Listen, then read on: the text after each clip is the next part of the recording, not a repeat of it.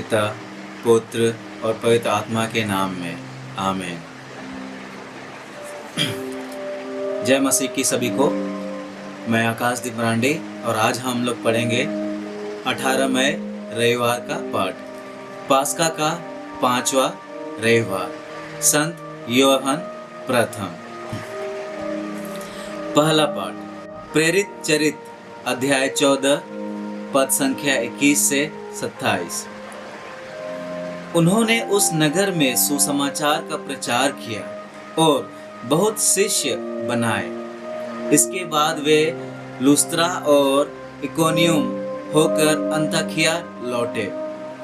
वे शिष्यों को ढाढ़स बांधते और यह कहते हुए विश्वास में दृढ़ रहने के लिए अनुरोध करते हैं कि हमें बहुत से कष्ट सहकर ईश्वर के राज्य में प्रवेश करना है।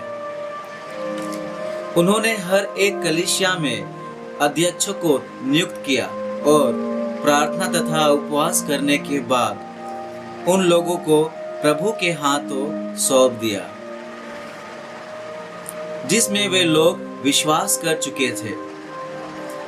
वे पिसदिया पार कर पंफुलिया पहुंचे और पेरगे में सुसमाचार का प्रचार करने के बाद अंतलिया आए।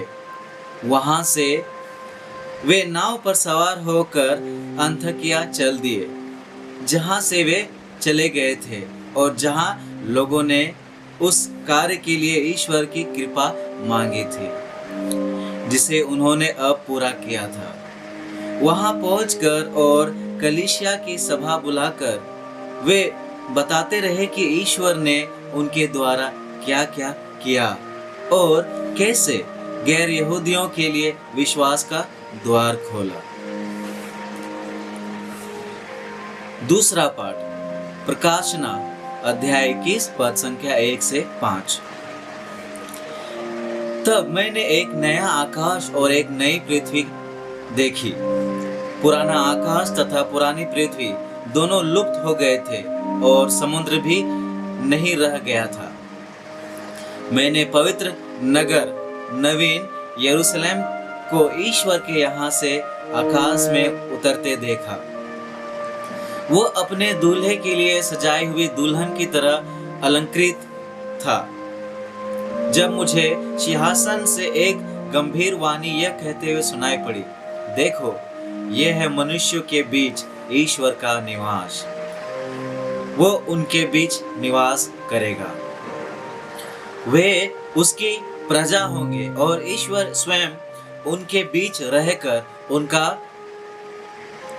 अपना ईश्वर होगा। वो उनकी आंखों से सब आंसू पोंछ डालेगा।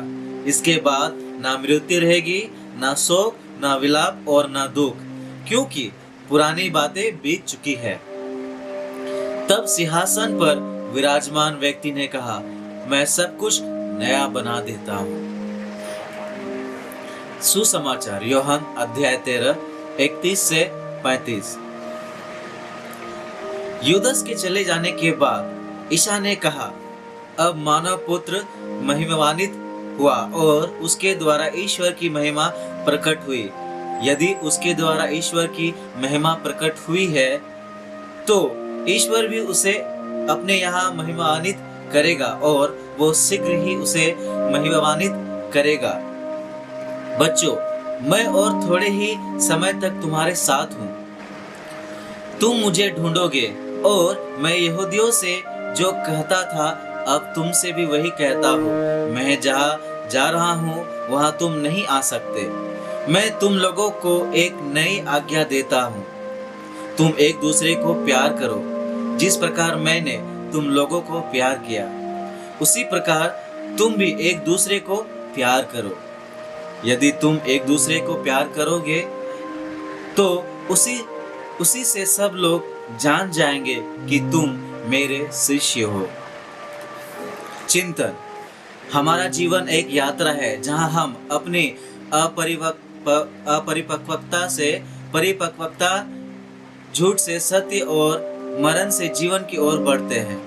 ये यात्रा आसान नहीं है। अपनी लंबी मिशनरी यात्रा में संत पौलुस और बरनबास ने शहर के नेताओं और यहूदियों के द्वारा बहुत से मुसीबतों का सामना किया। सुसमाचार और यीशु के लिए जीवन बिताते हुए हमें भी विभिन्न प्रकार की कठिनाइयों का सामना करना पड़ सकता है। इसलिए सुसमाचार हमें दो प्रकार के आवश्यक विशेषताओं के बारे में बतलाती है। एक, ईश्वर हमारे साथ है। प्रकाशना ग्रंथ 21:3। देखो, ये है मनुष्यों के बीच ईश्वर का निवास, वो उनके बीच निवास करेगा। संत पौलुस और बरनबास ने यह बतलाने की कोशिश की कि कैसे ईश्वर उनके साथ थे। इस प्रक्रिया में ईश्वर हमारे साथ है कि आध्यात्मिकता ही ने उनको मनोबल रखा था। इमानुएल का अर्थ सिर्फ ईश्वर हमारे साथ ही नहीं बल्कि ईश्वर हमारे लिए हैं। कभी कभी हम शिष्यों के समान भूल जाते हैं कि हमारे कठिनाइयों में यीशु हमारे साथ है। 2, करुणा। पौलुस की यात्रा में उनका सहयोगी कोई नहीं बनना चाहता था। तब संत बरनबास ने उनका सहयोगी बनकर उनका साथ दिया।